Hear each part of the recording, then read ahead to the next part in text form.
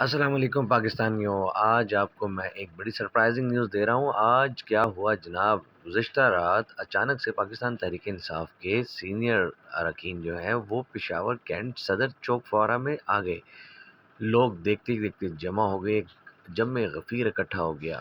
اب سوچنے کی بات یہ ہے اچانک سے یہ اراکین کیسے آ گئے اور رات کے اس پہر میں۔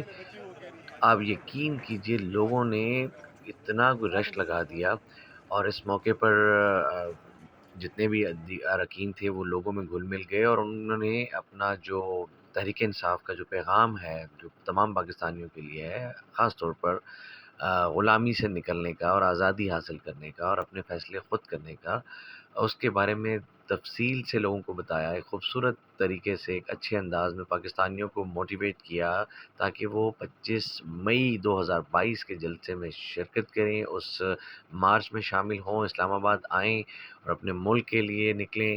اس بارے میں مزید انہوں نے تفصیل سے تمام لوگوں کو ایک بہت اچھی بریفنگ دی اس موقع پر۔